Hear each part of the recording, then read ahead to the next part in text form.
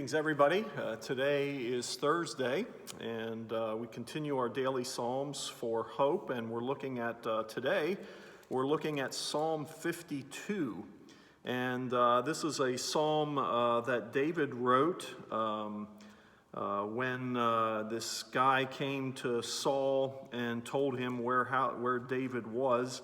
And so David found out about it, and this is the psalm that sort of resulted from that. So let's look at this. Get out your Bibles and let's look at Psalm 52. It says, "Why do you boast of evil, O mighty man? The steadfast love of God endures all the days. Your tongue plots destruction like a sharp razor, you worker of deceit. You love evil more than good, and lying more than speaking what is right. You love all words that devour, O deceitful tongue. But God will break you down forever. He will snatch and tear you from your tent. He will uproot you from the land of the living. The righteous shall see and fear, and shall laugh at him, saying, 'See, the man who would not make God his refuge, but trusted in the abundance of his riches, and sought refuge in his own destruction.' But I am like a green olive tree in the house of God.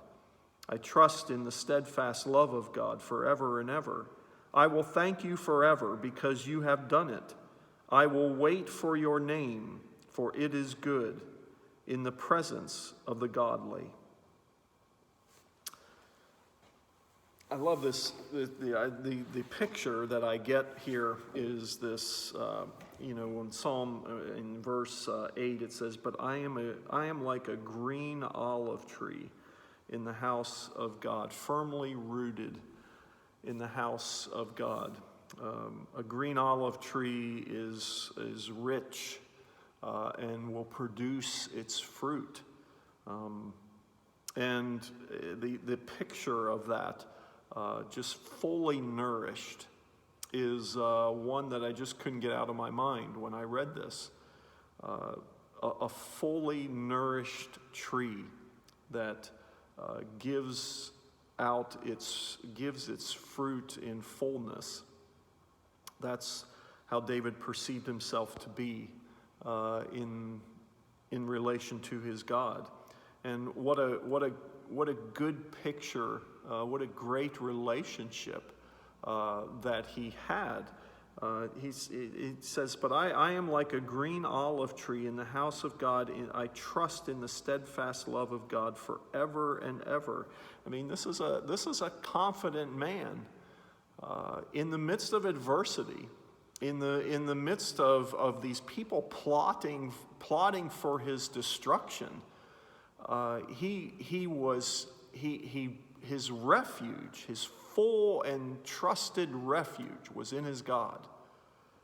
A God that nourished him, gave him what he needed, when he needed it. Not when he asked, but when he needed it. Because this God knows everything about us. David says, "I will thank you forever because you have done it." It's such a confidence that is eluding from this man of faith, even in spite of all the stuff that was happening to him. They wanted him dead. Saul wanted him dead, and was seeking him and going after him wherever he could.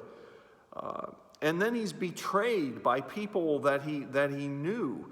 And people, one can get up rather discouraged by that. But where did David go?